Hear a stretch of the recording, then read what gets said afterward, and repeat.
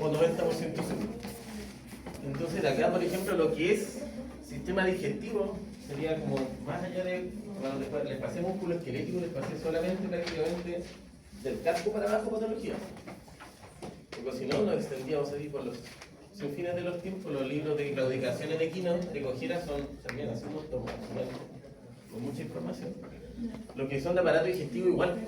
Patologías del aparato digestivo, entre patologías que son de tratamiento médico intensivo, de cirugía, son gigantes. Entonces, lo ideal es que traté de buscar las que por lo menos acá en Chile, las que me ha tocado atender a mí, o las que le ha tocado atender a colegas conocidos míos, más o menos, que son más prevalentes, que son más comunes que las puedan ver. Y esas las seleccioné por lo menos para esta presentación, para que sean las principales.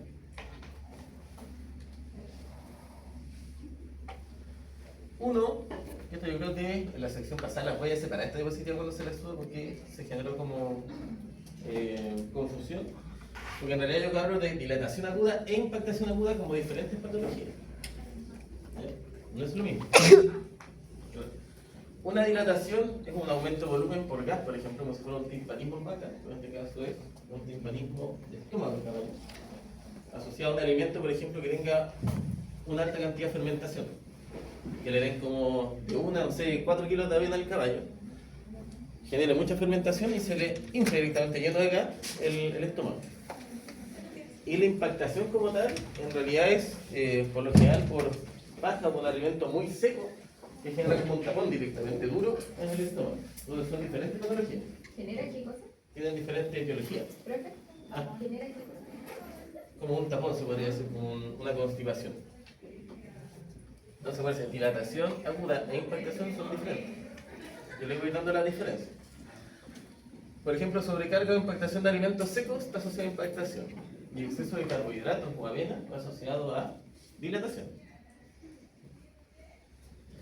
¿Qué va a generar principalmente? Que esto se va a repetir, igual que el sistema respiratorio, por ejemplo, la intolerancia al ejercicio, distrés respiratorio, en el caso del cuadro digestivo, los cólicos, ya sea moderados o severos, o los cólicos intermedios, se van a repetir en todas las patologías, ¿verdad? Por eso es que el cólico es un síndrome. No vayan a colocar en la prueba, que eso me pasó alguna vez, que el fondo coloque el diagnóstico de la patología con el cólico. El cólico es un síndrome, no un diagnóstico. Se agrupa un sinfín de enfermedades. El cólico al final es dolor abdominal agudo. Si yo tengo dolor de guata y no sé si me duele el hígado, en la vesícula, en el riñón, en el intestino, no lo sé. No tengo cómo saber. ¿Qué va a generar? Cólico o dolor moderado a severo, dependiendo de qué. Si no hay ruptura, si no hay peritonitis, si no es muy seco, va a generar un cólico moderado. Pues lógicamente el estómago se empieza a romper directamente por la impactación, se empieza a abrir y se genera peritonitis, va a generar dolor severo. Frecuencias cardíacas altas, cercanas a 80 palpitaciones por minuto, y frecuencias respiratorias altas también asociadas al cólico como tal. ¿Cuál es el método diagnóstico? Principalmente, por ejemplo, el sondaje nasogástrico en la dilatación. Piensen con lógica, si yo coloco una sonda nasogástrica, no un endoscopio, una sonda nasogástrica, y me meto al estómago, si tengo contenido como gas o líquido, va a salir por la sonda, ¿verdad? Y se va a devolver, y voy a poder vaciar el estómago. Si hay contenido sólido, como un bolo de alimento duro, no va a pasar por la sonda, ¿verdad? Entonces no me sirve para lo que son las impactaciones, me sirve solamente para la dilatación, tanto como método diagnóstico como terapéutico, la sonda nasogástrica. En cambio, en el caso de las impactaciones, la única método de diagnóstico que tengo es la endoscopía. Solamente con un endoscopio de visualización directamente podría ver efectivamente qué grado de impactación tiene. ¿Qué otra herramienta tengo diagnóstica, pero que es mala? Ya el pronóstico se hace muy malo, es la abdominocentesis. Porque si tengo abdominocentesis ¿se acuerdan cuánto era el rango de proteínas y el rango de leucocitos de la abdominocentesis? Que son cosas que lo voy a contar, ¿no? Hasta que sea malo, hasta que sea peritonitis, o sospechoso peritonitis. Que se pase la primera clase de serio. Lo tenías anotado tú. En el apunte. Es una herramienta que les sirve, porque en realidad, claro, yo realmente le hablo, no sé, por andar con equipo de rayos gigantes de terreno no van a tener. ¿verdad? O es difícil que uno recién egresado tenga tanto poder adquisitivo para andar con un equipo de radio, un ecógrafo, todo a terreno. Pero, no sé, medir proteínas plasmáticas, o sea, proteínas totales de una sintesis con una tira reactiva, eso es algo barato, que se puede hacer en cualquier lugar.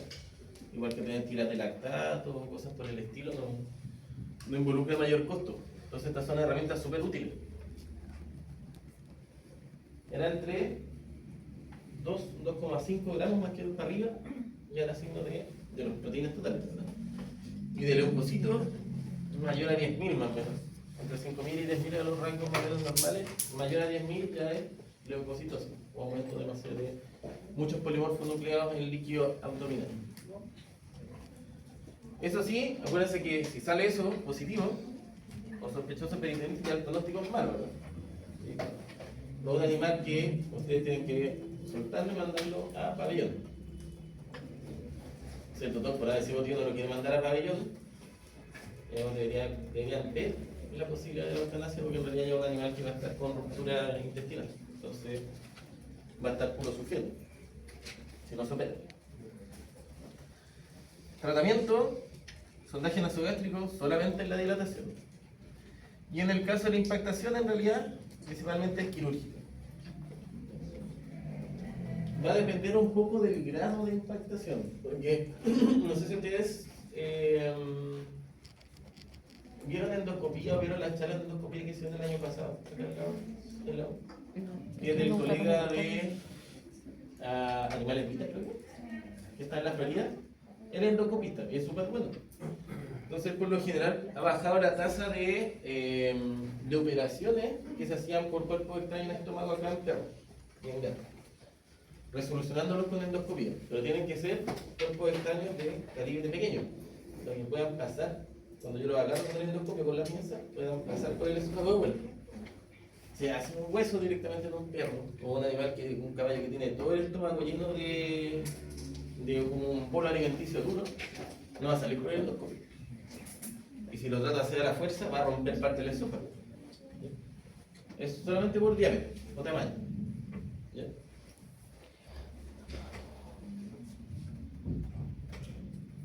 Ya si se fijan que me pasé directo a estómago, me salté las patologías de esófago, que también existen patologías de esófago en los caballos, pero son menos comunes. La úlcera gástrica sí que se la van a topar sí o sí en algún momento de la vida si ven caballo. Es súper letal. ¿Por qué? Aquí está asociada la úlcera gástrica en humanos. Por exceso de ácido clorhídrico o Bacterias. la disminución de el leche. De cortisol. carbonatos fractales, pero ¿qué es lo que recubre el estómago para que el ácido clorhídrico no lo dañe? La mucosa. La Mucosa, mucosa. y el muco directamente. ¿Qué pasa? Principalmente, por ejemplo, ustedes van a tener signos de úlcera gástrica cuando estén como con 4 peleas juntas o cerca del examen de grado. Todo el año estoy con. Aquí está el típico que dicen, tú estás muy estresado, te da úlcera gástrica. Estás comiendo mal, te da úlcera gástrica. Estás tomando poca agua, úlcera gástrica. En los caballos es exactamente lo mismo, tienen la misma indicación. Uno de los grandes problemas es el estrés, y está asociado justamente a animales de competencia. Típico caballo que le había contado que en realidad un caballo que está, por ejemplo, a libre pastoreo, es difícil que tenga cólico. Entonces yo tengo un caballo que lo llevo a carrera, que lo tengo encerrado, después lo meto en un camión, le doy comida 2 veces al día, que atravesó medio Chile para llegar a una competencia. Lo tuve en ayuno 6-8 horas, va estresado en la carretera, etcétera. Es un animal que va a tener tendencia a la úlcera gástrica, porque no le da alimento en los tiempos que corresponden, no le da agua en el tiempo que corresponde, tiene periodos largos de trayectos diferentes, está en contacto con muchos ruidos ambientales, con el estrés que le impone el jinete en la competencia. Entonces tiene varios factores estresantes. Y lo otro es en los potrillos. Porque ¿qué periodo tienen los potrillos estresantes? El parto, ya uno. El destete.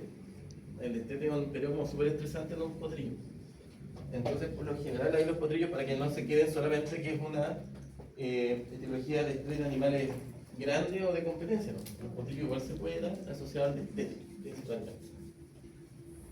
¿Qué otra cosa tenemos? Que es lo que me hicieron varios en la prueba. El sobreexceso de AINES. Ya sea usar dos AINES juntos, usar dosis muy altas de AINES, usar muchos días AINES, va a generar úlcera gástrica. ¿Por qué? ¿Qué mecanismo tiene en realidad esto de los CNS? Claro, ¿cuáles generan úlcera gástrica y cuáles no? El ketoprofeno. El no selectivo. Claro, los que en realidad no son selectivos, como el ketoprofeno, la fenilbutazona, el octavallo, incluso no es lumínico, que tampoco es selectivo.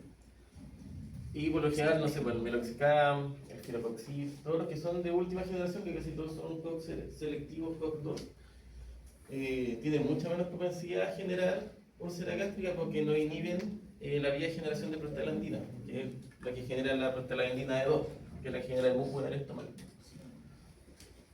¿El gasterófilo intestinal les suena?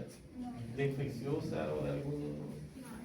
Porque ustedes tuvieron parasitología junto con viral y bacteriano y todo junto. Sí.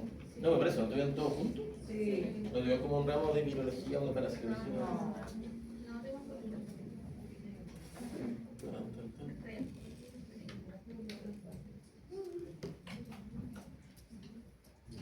A ver, ¿dónde esto?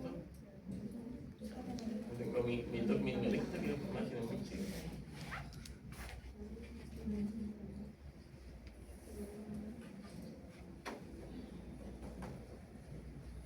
Que son este parásito por lo general que le llaman barrilito, como les va a aparecer en los libros como barrilito.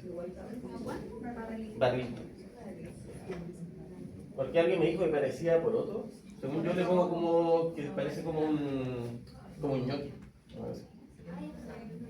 Es como redondo, medio cuadrado, gordito directamente. Parece un chanchito de tierra. ¿A qué está asociado? Sí. Principalmente, no sé si han visto de repente caballos que están como en mala condición, como mal cuidado, y que tienen como cerca de los hollarios de la nariz lleno de mosca. Ese es el origen. La mosca por lo general deja huevos directamente, asociada a la mosca a los cuernos, por ejemplo. Deja huevos directamente cerca de la nariz. Las larvas migran a través de la nariz, se meten hacia el esófago, llegan al estómago, se alimentan directamente parte de la mucosa del estómago del caballo y después vuelven a salir y se transforman en moscas. Entonces entenderá que eso aparte deja irritación en el esófago, en la nariz, en el estómago, en todos lados. ¿Bien? Entonces aquí principalmente la prevención, bueno, uno aparte de darle antiparasitario, tratar de mejorar la higiene y tratar de controlar las plagas de mosca, como lo principal. Y el ayuno prolongado, que es el otro concepto que está asociado también al estrés. El hecho del ayuno prolongado también genera úlcera gástrica, que es como el típico de humanos también.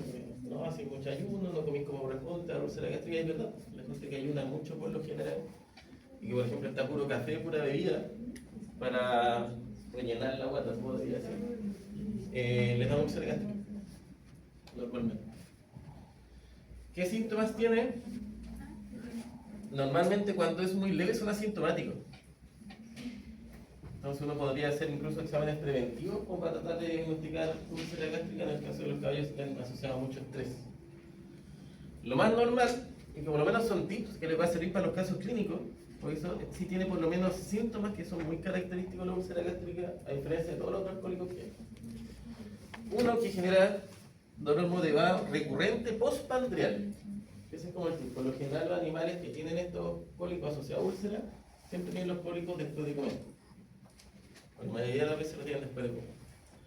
Lo otro es que genera por lo general que los animales estén rechinando dientes y salivando mucho.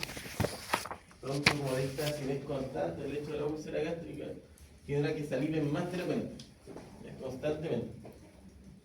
Tengan cuidado que acuérdense que los caballos cuando tienen el freno puesto, cuando tienen la járnica con el freno puesto, cuando van a ir a carrera, por lo general salivan alto porque tienen una cuestión acá metida en la boca.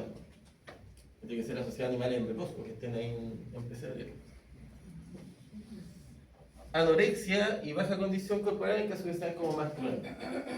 Cuando se tiende a cronificar esto, por lo general los animales uno los encuentra flacos, anoréxicos y con baja condición corporal. ¿Cuál es el único método diagnóstico que tenemos? La endoscopia.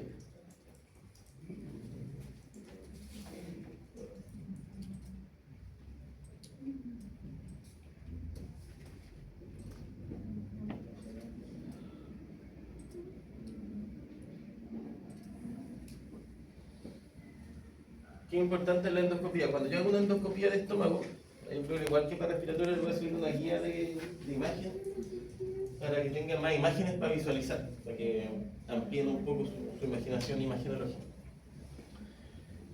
¿Cuál es la idea de esto? Que el estómago, por lo general, los caballos tienen una zona que es aglandular y una zona que es glandular. ¿Ya? La zona aglandular, por lo general, tiene un color blanco, ¿ya? Como bien blanquecino, y la zona que es glandular es roja, como si fuera una mucosa así como más viva. Por lo general, donde se encuentran, de hecho, los barrilitos, por lo general también se meten en esta zona, que es la glandular principalmente. Acá se alimentan y hacen herida. ¿Qué es lo que yo veo en la endoscopia? Yo viendo el endoscopio, voy a ver esto, voy a ver como una separación entre rojo y blanco.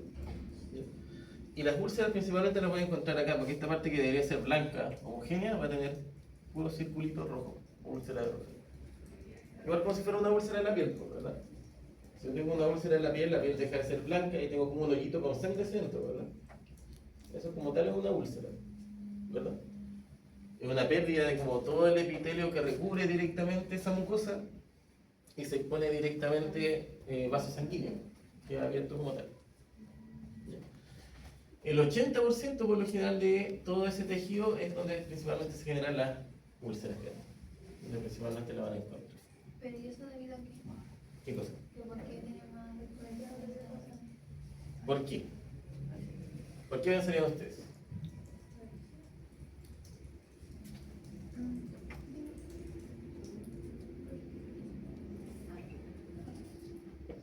En el área glandular no hay liberación de la... Claro, como una zona aglandular, que no tiene glándula, por lo general tiene menos segregación de muco en esa zona.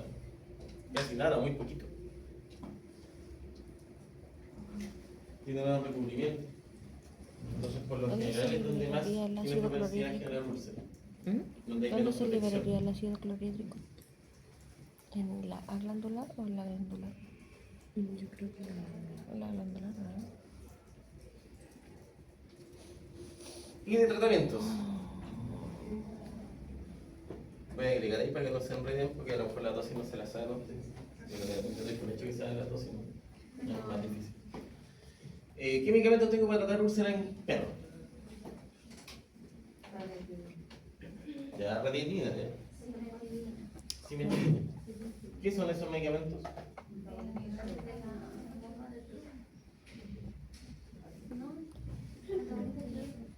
¿Es el omeprazol?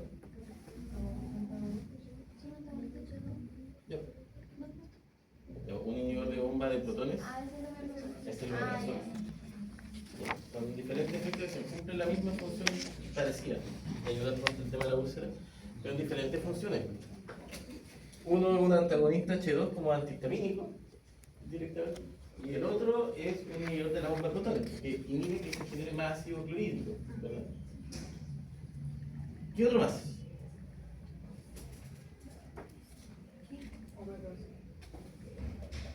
Ya lo omeprazol que habían dicho la chiquilla, ¿verdad? Que es un inhibidor de bomba de protones. Antagonista de histamina. O sea, ya creo que no es para el tratamiento de la úlcera como tal, sería como para el tratamiento de las náuseas. ¿Ah? El subralfato. El subralfato es otro medicamento que es como un recubridor de mucosa gástrica, ¿verdad? Que se usa bastante en caballos. Si ustedes ven, por ejemplo, farmacológicamente lo que hay disponible para tratamiento en caballos, así de lo que tenemos práctico, lo más normal que encontremos es omeprazol en pasta, para darle oral. No le vaya a dar omeprazol de humanos porque hay que darle como 4 cajas a un caballo para que haga la dosis. Hay omeprazol en pasta que es de caballo, directamente. Y lo otro es la ranitidina inyectable. Son como los dos que siempre están disponibles como para tratamiento de úlceras. Subralfato se puede, pero también se le tienen que dar cantidades industriales. De hecho, se vienen como unos bidones bien grandes.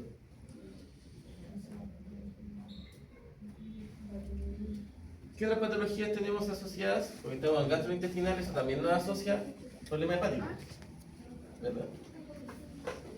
Tenemos una que en realidad es la hepatitis aguda, ¿ya?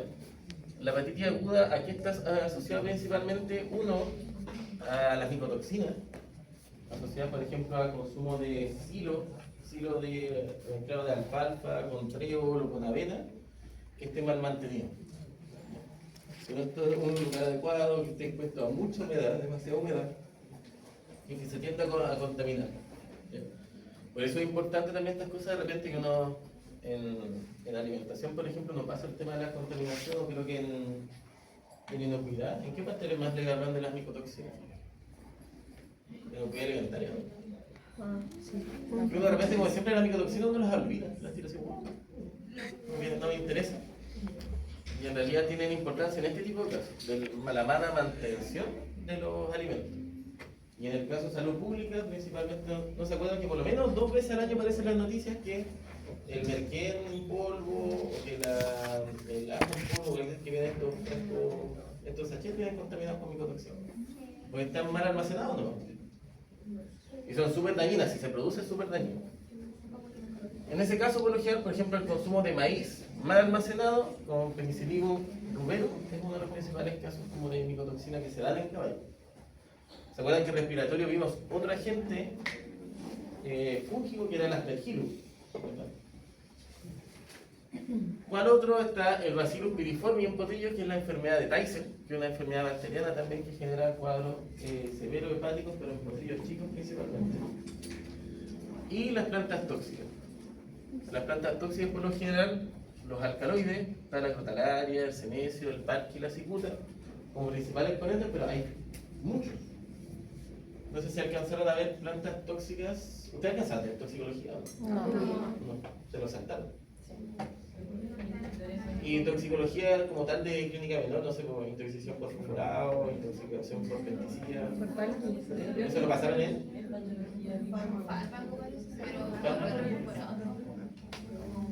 En clínica menor es órganos fosforados principalmente, y los raticidas, ¿verdad?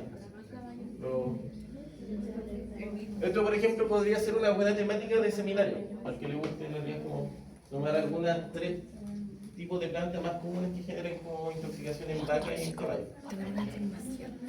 Ahí tienen la...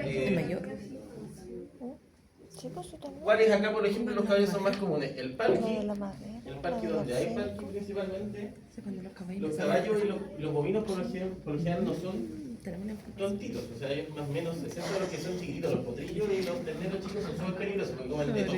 Igual que un cabro chico. A lo que pilla lo agarra y se lo come. Pero los animales adultos por lo general es difícil que vayan a hacer esto, excepto que les tengan poco alimento. Es como muy desesperado y empiezan a comer cualquier cosa. Pero la zona, por eso es importante cuando uno ve este tipo de animales, cuando son muchos, es hacer igual una revisión periférica. Aparte de lo que comen los animales, como por los alrededores del sector, para ver si puede haber un indicio de plantas tóxicas. Y otra cosa es como tips, porque nosotros no somos botánicos, ni agrónomos. O sea, hay alguno acá o alguna en realidad a lo mejor tendrá más expertise en plantas, pero para mí yo tampoco soy un experto en así como, hay un pan, como darle así como. Si veo una montonera de plantas, a lo mejor se me va a enredar, no lo voy a ver. Pero que es importante que principalmente la mayoría de las plantas que son ornamentales o que no dan frutos directamente, la mayoría son tóxicas. Tanto en perro, gato como en caballo. Entonces ese es el primer indicio. Plantas ornamentales que estén de adorno, que se le haya consumido a un animal directamente, que no sea un árbol frutal, por ejemplo, una planta frutal, o una planta herbaria, es ya sospechoso al tiro de intoxicación. ¿Cuál es el principal ejemplo que les tengo? Por ejemplo, uno de mis profes mentores en clínica menor, cuando estaba haciendo el doctorado, de hecho me pidió ayuda para que lo ayudara con las presentaciones. Él hizo la tesis de doctorado en la isla de Pascua, viendo lo que se llama el síndrome del caballo loco, que era una patología que se daba solamente en Isla Pascua.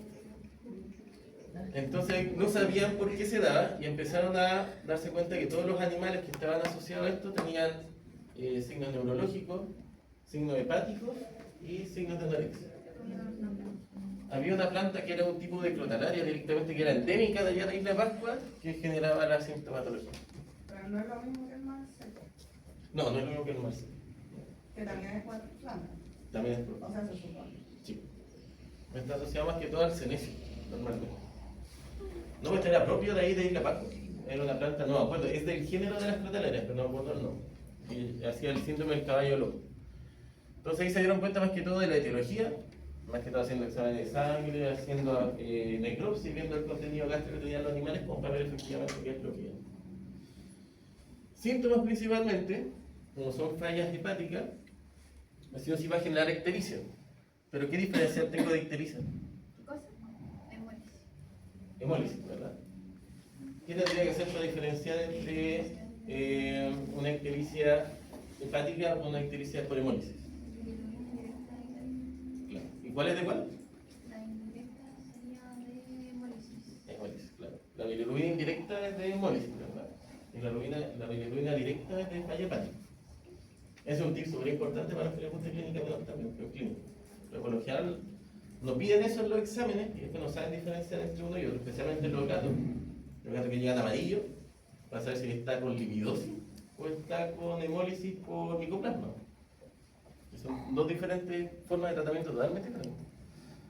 Entonces, sería por hepático. Esta ictericia hepática. O sea, va a tener, aparte de aumento de transaminasa, va a tener aumento de la bilirrubina directa. ¿Qué va a generar principalmente? Depresión, el head pressing. Creo que no se ve mucho en clínica menor, pero normalmente los animales cuando tienen encefalopatía hepática hacen head pressing, que en realidad se colocan la cabeza como contra la muralla. No sé si alguien lo ha hecho, pero cuando duele la cabeza, si uno como que se presiona un poco acá la frente, tiende a disminuir un poco como la sensación de dolor. Que es lo mismo que hacen los animales. Ataxia, fotosensibilidad, en todos los casos que sean ya encefalopatía hepática. Y convulsiones, pero las convulsiones son mucho menos comunes. ¿Por qué? Neurológicamente, por ejemplo, para el que quiera hacer el seminario de neurología en caballo, los caballos por lo general tienen el umbral de excitación para generar una convulsión mucho más alto que los perros y los gatos. Entonces, para llegar a una convulsión tiene que ser el estímulo demasiado fuerte o demasiado continuo para que llegue a generar una convulsión. Que lleguen a ver un caballo convulsionar va a ser difícil. A mí nunca me ha tocado en persona, lo he visto en video, nunca he visto un caballo convulsionar. Y porque aparte nosotros no tenemos varias de las patologías que podrían generar convulsiones meningitis en los caballos no hay acá en Chile, que son enfermedades de infección contagiosa. El diagnóstico. Acuérdense de esto porque de esto igual siempre hay preguntas en la prueba y siempre se enredan. Acuérdense que esto es diferente a clínica menor. ¿Verdad? Cuando les pasé semio les dije que este tips de, por ejemplo, los exámenes sanguíneos de las transaminasas en caballo. Acuérdense que la ALT, por ejemplo, en los caballos no se usa, porque no es específica. Entonces, por lo general, no se usa para diagnóstico como tal, o para diferenciar de diagnóstico, les va a parecer igual el examen, pero no es un diferencial. Entonces, por ejemplo, ¿qué nos fijamos en el perfil bioquímico, en la GT, en la AST y la fosfatasa alcalina? Esos tres son como nuestros indicadores hepáticos en los caballos. ¿Ya? Donde lo que principalmente se eleva, en realidad, es la fosfatasa alcalina, la GGT y la AST. Me faltó la AST. ¿Y esto por qué creen que se puede evaluar para enfermedad hepática? El nitrógeno ureico y la glucosa. Que también sirve para clínica menor. ¿Cómo se puede evaluar? Para ver si hay azotemia, parece. El NUS, sí, pero el NUS iba con la Porque lo primero, fosfatasa y la la GGT, la AST y la creatinina. FAM está más que todo diciendo inflamación, ¿verdad? Ujú. Inflamación o daño celular. ¿Qué me dice el nitrógeno ureico y la glucosa del hígado? Ay, no me acuerdo. Si lo dijo la clase pasada, parece que era lo de la azotemia. ¿En caballo? ¿Será con glucosa? Yo no recuerdo. Claro, funcionalidad. Claro. Una cosa es inflamación y la otra es funcionalidad. Andaba re lejos. Acuérdense que el nitrógeno ureico está aumentado en los animales que tienen insuficiencia renal principalmente, ¿verdad? Y está disminuido en los pacientes que tienen insuficiencia hepática, especialmente cuando es más crónica o funcional. Que decía bajo lo normal. ¿Por qué? Porque acuérdense que tiene funcionalidad en la metabolización de las proteínas. O sea que está. Y lo que genera como desecho la metabolización de proteínas es nitrógeno ureico. acuérdense que tiene funcionalidad de gluconeogénesis. Entonces, también está encargado de la generación de glucosa. ¿Por qué se usan en todos estos complejos, por ejemplo, que le damos a los perros para los problemas hepáticos? ¿Por qué todos tienen vitaminas?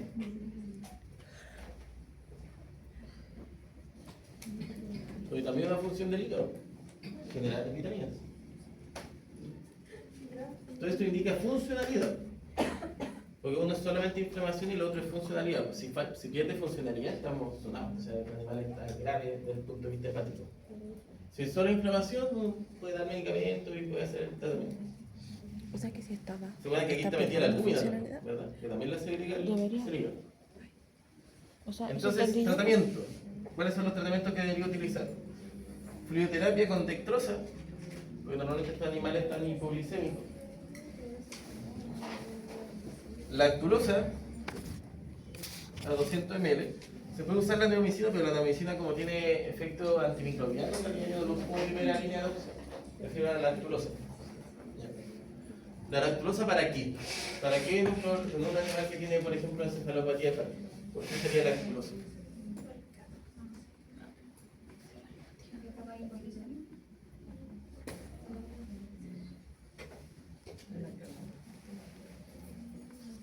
La idea es como tratar de suplir un poco las funciones que no está cumpliendo el hígado, como desintoxicar un poco al animal. Y la lactulosa, dentro de todas las cosas que atrae osmóticamente, que salen por la diarrea, está el amonio. Entonces ayuda a bajar ¿La un qué? poco la sintomatología de la encefalopatía hepática. Atrae amonio. Claro. Ah, atrae amonio. Sí, eso dije. Y suplementación de vitaminas del complejo B y la silimarina, la silimarina, ¿qué es? Esa se la tienen que saber por clínica, ¿no?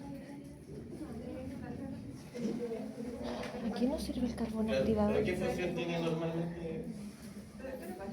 En el caso de la... Es que cuántas pastillas le tienes que dar al caballo. Porque quemaron una Que le llaman también Porque caldo dijo mañana. recién el omeprazol humano le tendría que dar como 3. Aparecen hasta los comerciantes, chapa, compre silimarina. Es un antioxidante fuerte. Una Ah, ese serviría. principal función. Sí, pues se va a quitar acá. Se le olvidó. Ahora, si hablamos de falla hepática crónica, los síntomas van a ser parecidos, ¿ya? Pero está asociado a algunas cosas iguales y otras cosas no iguales de la hepatitis aguda. ¿Ya?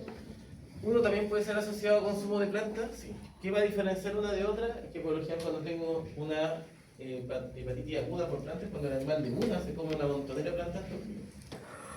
Cuando tengo una patopatía crónica, como pasaba en este caso de los caballos locos en Isla Pascua, era porque en realidad consumían pocas cantidades, pero constantemente en el tiempo. ¿Ya? Que también pasa harto también con las aflatoxinas cuando se consumen en pocas cantidades, cuando no son altas. Entonces va generando daño paulatino en el tiempo. Va generando como una necrosis o disfuncionalidad hepática extendida en el tiempo. Las neoplasias, como los carcinomas hepáticos, esos por eso son súper malos. Por lo general, a los pacientes en clínica menor igual lo van a ver. Ahí tocó con una perra mía, de hecho, no alcanzamos a hacer nada, como un mes y medio más o menos ya está, desde el diagnóstico está fallecido. Colangitis crónica o colelitiasis obstructiva, acuérdense que el animal, ¿se acuerdan que no tiene? Con vesícula. No tiene vesícula biliar, pero no significa que no pueda tener colelitiasis. Porque en realidad, claro, en el canalículo, en el surco, que va desde el hígado directamente hacia el intestino, se pueden formar igual cálculos y obstruir directamente la salida de la lipo. Y la lipidosis hepática, al igual que en los gatos, ¿verdad? Porque como son animales que van a tender a la hipoglicemia directamente, porque no tienen una buena gluconeogénesis, van a tender a consumir las grasas y van a ser animales anoréxicos, flacos. ¿Qué síntomas voy a tener? También la ictericia, también la pérdida de peso, la depresión, el head pressing, los cólicos intermitentes, todo lo que ya vimos era la hepatitis aguda. ¿Qué lo va a diferenciar por funcionalidad? La citis. Eso al tiro lo van a diferenciar también en clínica menor de un paciente que tiene una hepatitis aguda al que tiene una hepatitis crónica y no tiene funcionalidad del hígado, que es la presencia de asitis. ¿Por qué? Por la acumulación de ¿Cuál es la fisiología de la asitis? O la fisiopatología de la generación de la asitis.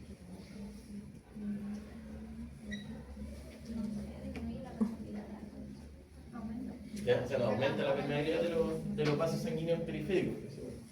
¿Por qué se podría producir eso?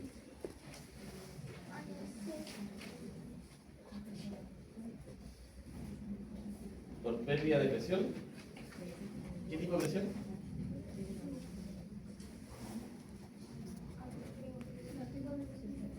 Tengo dos tipos de presiones como intravasculares que generan el equilibrio.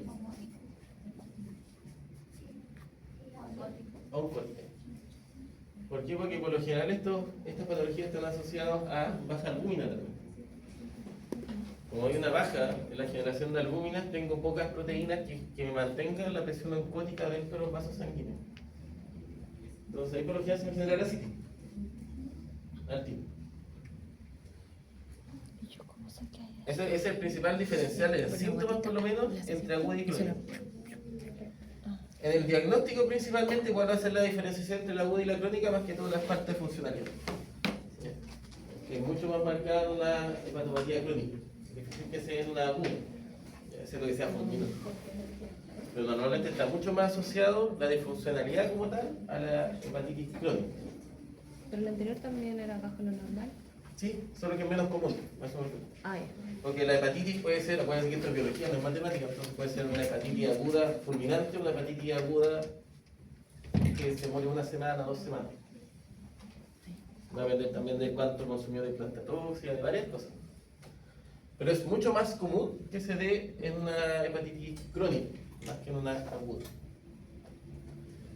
Y en el caso, por ejemplo, de las neoplasias, tendría que ser biopsia, no me queda otra. Una biopsia directamente. Eso no se preocupe, no se lo voy a preguntar. Eso es como cosa más de histopatología. Me interesa más que todo el origen clínico de la patología, en estos casos, en este ramo, por lo menos. Y el tratamiento principalmente tiene los mismos tratamientos que en la aguda. La fluidoterapia con dextrosa, la administración de lacturosa, la administración de multivitamínicos y antioxidantes como la cetimarina. Pero aparte, lo que se hace es alimentar a los animales con bajas cantidades de proteínas del aire y alta cantidad de energía. Se le baja un poco, ¿por qué se le baja? Que eso también pasa en los perros. Yo por lo general, para que no se queden solamente con recetarle el Hibis, HD que es para el hígado, sino ¿por qué? ¿Qué tiene ese alimento comercial que es para el hígado? Principalmente proteínas, o una menor cantidad de proteínas, justamente como el hígado está encargado de metabolizar esas proteínas. Si el animal tiene una hepatitis crónica y no funciona el hígado y le meto proteínas, como que el órgano dice, ¿qué hago con esto? No lo puedo metabolizar.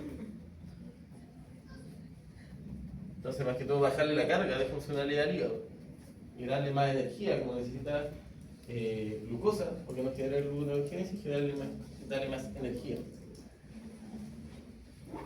Si tengo el animal con asitis, debería suplementar proteínas, en teoría sí, pero deberían ser sanguíneas.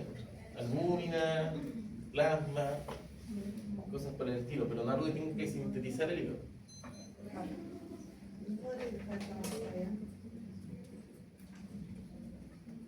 Estamos cerca del gol. Sí.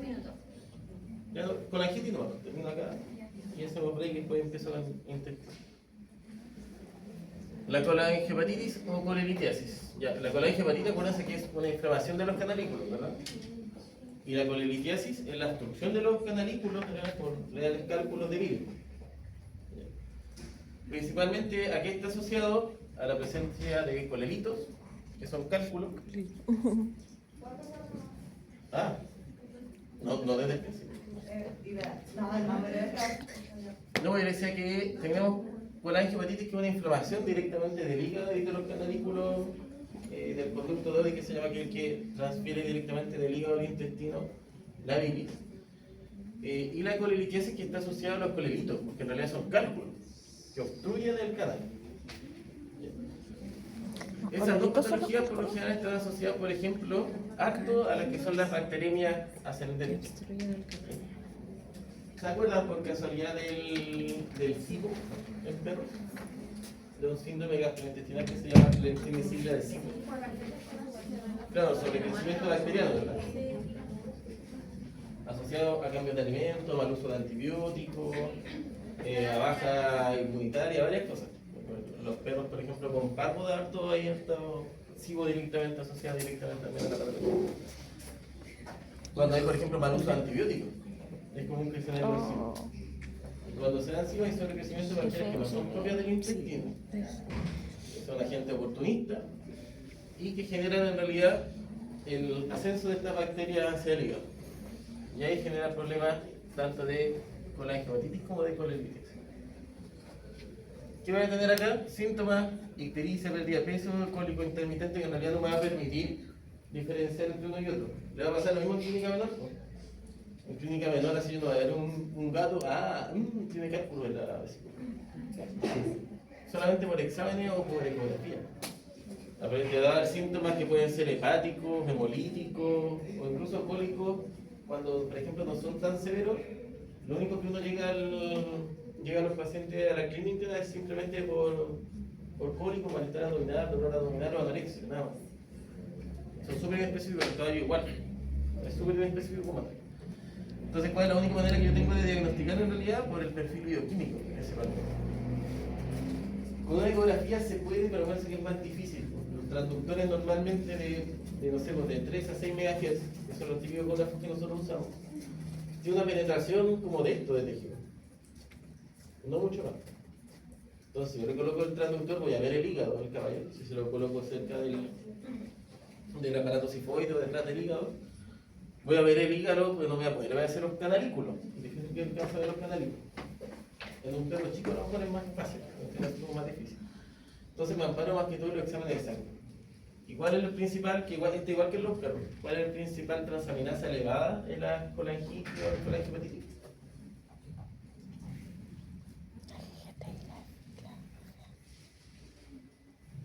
La fosfatasa alcalina. La GGT. En este caso, ¿Por qué la me acuerdo yo? isotonisis. Acuérdate. No. Colangio de qué?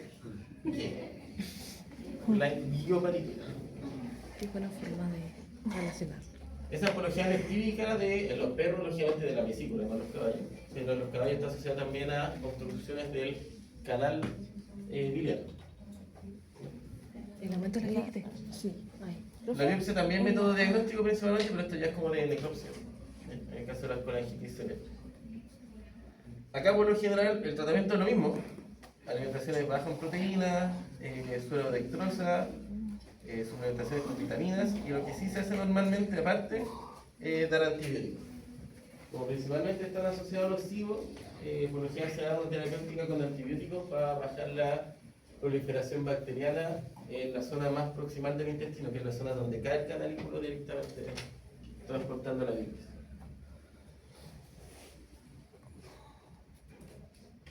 Break para empezar después con intestino.